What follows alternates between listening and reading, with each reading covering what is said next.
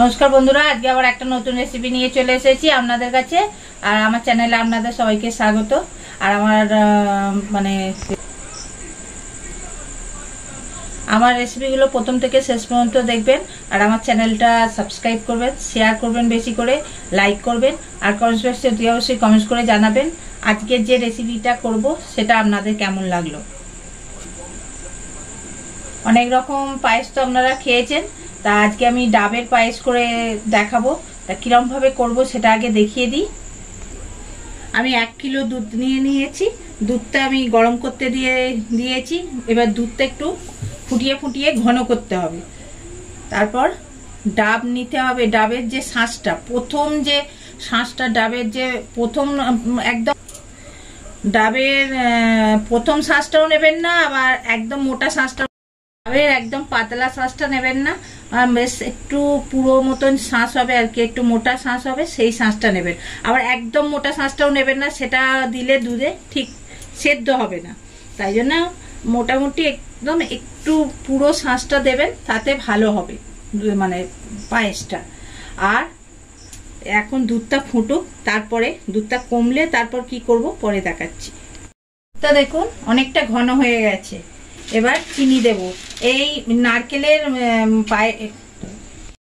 দেখুন আমার দুধটা অনেকটা ঘন হয়ে গেছে। এবার চিনি দেব। তবে ডাবের পায়েসটা চিনিটা কম হবে, মিষ্টি খুব একদম চড়া মিষ্টি হবে না, হালকা মিষ্টি হবে, খেতে ভালো লাগবে। তাহলে 4 চামচ দিলাম। এতে কিন্তু কোনো এলাচ দেওয়া হবে না। এলাচটা দিলে কি হবে, ডাবের ফ্লেভারটা পাবেন না, তাহলে একটা এলাচেরই গন্ধ ছাড়বে। এই জন্য এবার চিনিটা দিয়ে একটু খানিকক্ষণ ফোটাবো। আর আমি 1 চামচ গুঁড়ো দুধ দিয়ে দিলাম। গুঁড়ো দুধটা দিলে খেতেও ভালো লাগবে আর টেস্টটাও ভালো হবে, আর দুধটাও তাড়াতাড়ি আরো ঘন হয়ে যাবে। দেখুন ডাবের শাঁসটা দিয়ে দেবো। তা আমার ডাবের শাঁসটা একটু মোটা হয়ে গেছে, তাই এইরকম মোটা দেবেন না, এর থেকে একটু নরম হবে সেইগুলো দেবেন, সেগুলো ভালো লাগবে। আর একদম আবার নরমটা দেবেন না, সেটা আমার খেতে ভালো লাগবে না, একদম গলে যাবে। হ্যাঁ, এটা দিয়ে দিলাম।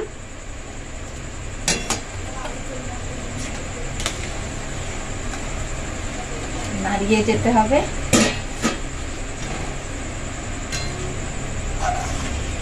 এইটা একটু ফুটে সেদ্ধ হোক ডাবের শাঁসটা।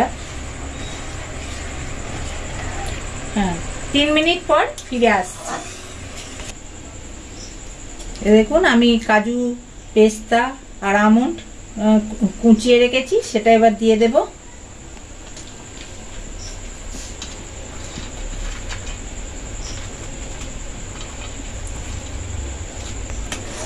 এই যে বাদামটা দিলাম, এই বাদামটা দেবার পর 1 মিনিট একটু ফুটুক, তারপরে নামিয়ে নেব। এটা হয়ে গেছে, এবার নামিয়ে নেব।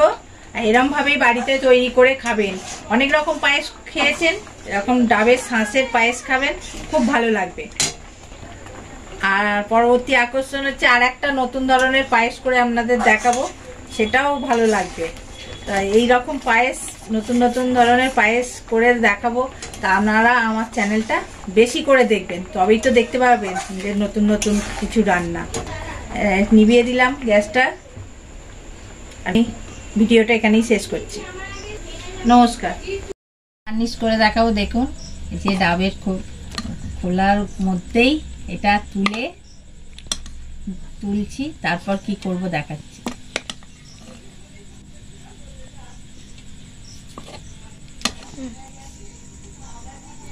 এর উপর দিয়ে আবার বাদামগুলো ছড়িয়ে দিচ্ছি।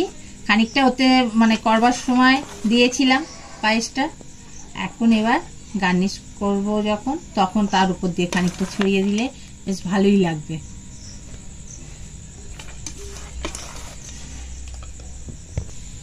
হ্যাঁ, আমার অনুরোধ রইল আপনারা অন্তত একবার এই পায়েসটা তৈরি করে খেয়ে দেখবেন, খুব ভালো লাগবে।